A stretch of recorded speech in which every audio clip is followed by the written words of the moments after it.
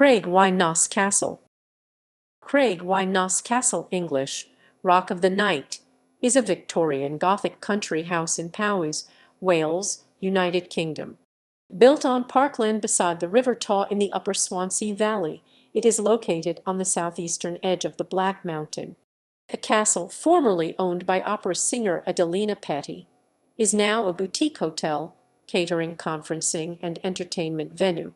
Adjoining the castle are its landscaped grounds, which now serve as a country park, managed separately by the Brecon National Park Authority. History. Early history. Powell family. The main building was built between 1841 and 1843 by Captain Rice Davis Powell, who became a county magistrate and a high sheriff of Brecon. It was said that his family were cursed thanks to their bloodline relationship with the Dutch Overbeek family of Calcutta and Cape Town, whom Captain Powell had cheated out of an inheritance. See Dundee Evening Telegraph, Saturday, 25 May 1901, page 3, column 5, with cholera taking his younger son in 1851, and the deaths of. In 1864 his eldest son was killed in a hunting accident on the Isle of Wight. This resulted in eldest daughter Sarah's inheriting the estate, and she moved in with her husband Captain Alloway. After Alloway died in 1875, Sarah moved to Tenby before the property was sold in 1876. Morgan. After the estate entered into the trust of the Chancery, it was bought by Morgan of Abercrave for £6,000 in 1876. Mr. Morgan and his family, plus his son, also called Morgan and his family, lived jointly in the castle for several years. The family cleared a large plantation of 80-year-old fir trees which stood between the castle and the quarries above, which were said to be home to a local population of red squirrels. Adelina Patti. Adelina Patti purchased the castle and surrounding park land for £3,500 in 1878 to develop it as her own private estate. The prima donna had reached the soaring heights of a spectacular career. She spent the rest of her life at Craig-y-Nos, leaving it only to sing in the premier opera houses of Europe and to tour the United States, captivating the world with her flawless soprano voice.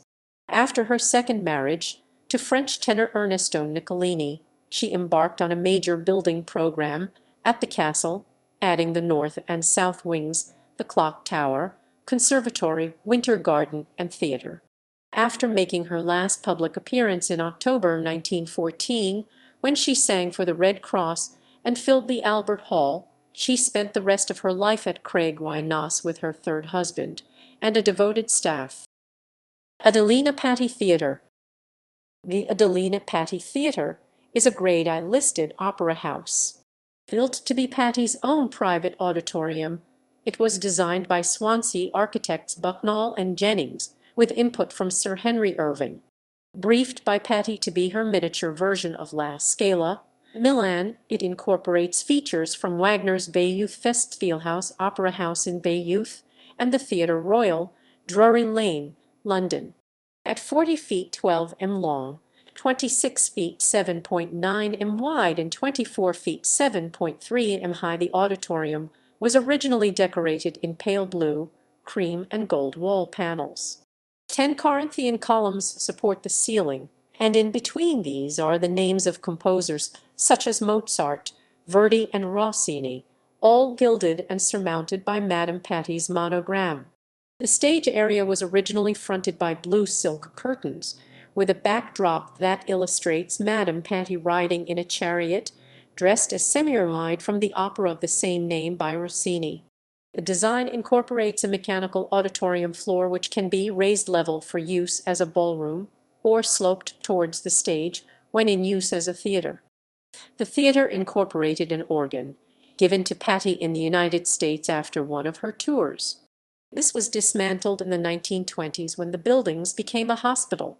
Able to seat 150 people, the back of the theatre houses a gallery where the domestic staff would sit, enabling them to enjoy the performances. The orchestra pit is separated from the seating area by a balustrade and holds up to 24 musicians. Invitations for the July 12, 1891 opening event went to two types of guest, those invited to stay at the castle, and those invited just for the performance. House guests included the Spanish ambassador, Baron and Baroness Julius de Ruyter, founder of the Reuters news agency, and Lord and Lady Swansea. Journalists from international newspapers including the Daily Telegraph, Le Figaro, and the Boston Herald were also invited as house guests to report on the opening. Final rehearsals occurred in the afternoon with the Swansea Opera Company, before a specially chartered train arrived at Penwilt with the performance guests. Due to start at 20:00, the performance eventually started at 20:30 after a light tea.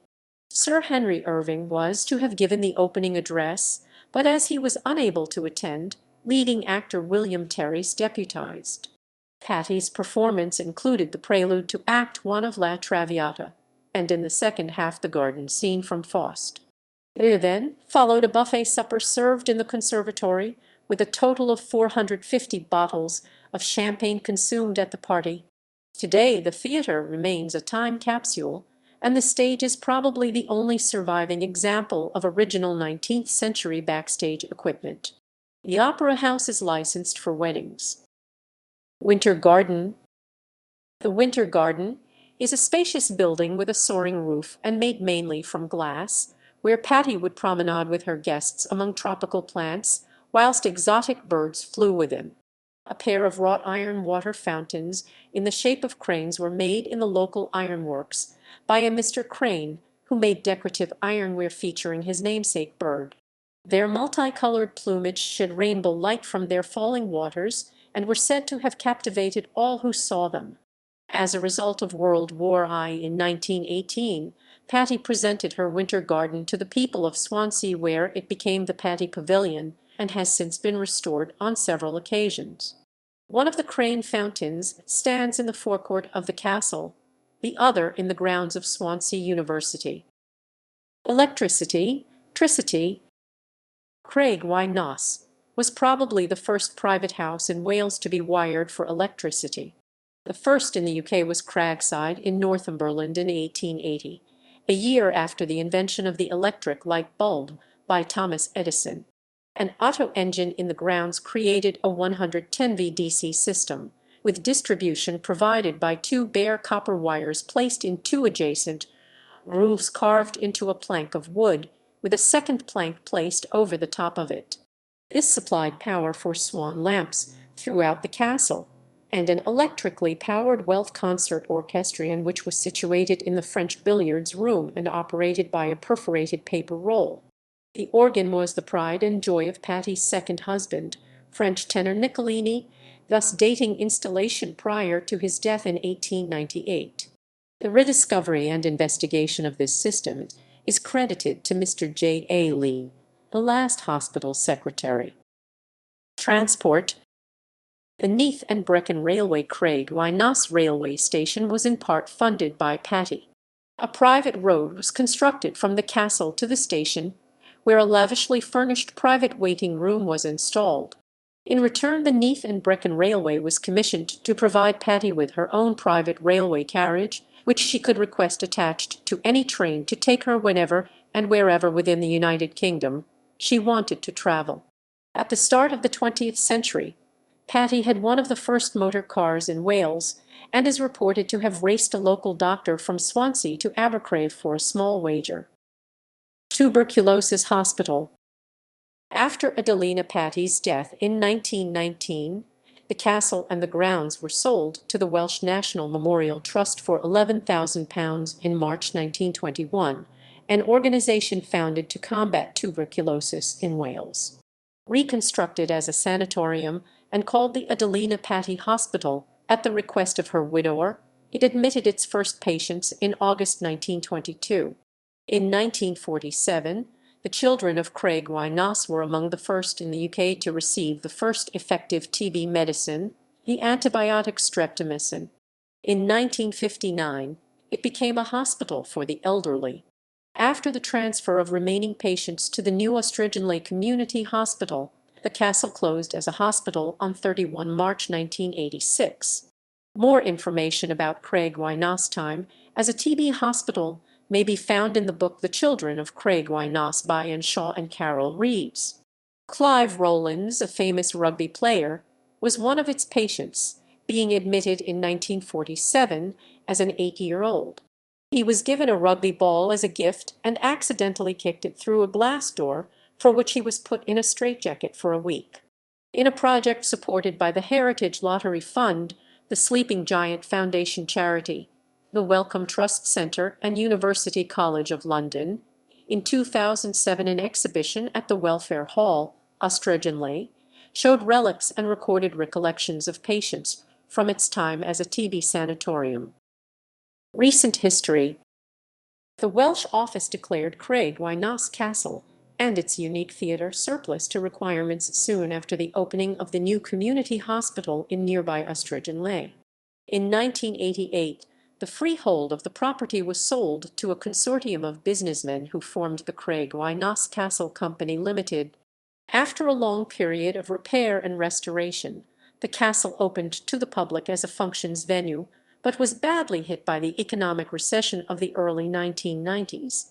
Craig-y-Nos Castle was then sold to medical Dr. John Trevor Jones and his wife Penelope, who continued the essential repair work, including the complete renewal of the theatre's courtyard doors, installation of new central heating system, re-roofing the theatre, and much more, while organizing national antiques fairs, musical events, and wedding receptions, all. On reaching retirement age in October 2000, they sold Craig-y-Nos to Sell Clean Limited. Sell Clean continued the restoration and opened the castle as a hotel. In 2005, the castle featured in the BBC Doctor Who episode Tooth and Claw, featuring David Tennant as the Doctor and Billie Piper as Rose Tyler. The Torchwood crew later stayed at this hotel and filmed some scenes when filming Countryside. Haunting. The castle is said to be subject to strong paranormal phenomena and haunted by the ghosts of Patti, her second husband, French tenor Ernesto Niccolini, and the object of her affection, the composer Gioacchino Rossini. Unexplained presences taking many different forms have allegedly been experienced by visitors all over the castle. Visitors have also reported experiencing breathing difficulties and feeling a lingering presence of patients who were hospitalized there while suffering from tuberculosis. The top children's ward is the most active room in the castle. With the recovery rate of TB being so low, many children entered the castle at an extremely young age and never left. Many full apparitions have allegedly been seen in this room, and some investigators claim to have interacted on numerous occasions, although no evidence has been produced to justify the claims. Again, minor anomalies are regular occurrences, along with the sounds of children's footsteps, bouncing balls, and giggles. A sighting of a dark semi-transparent lady on the stairs was investigated and discovered to be due to a statuette on the roof of the castle, which casts a shadow resembling a lady when the sun starts to set. The building was also subject to an investigation on Living TV Most Haunted.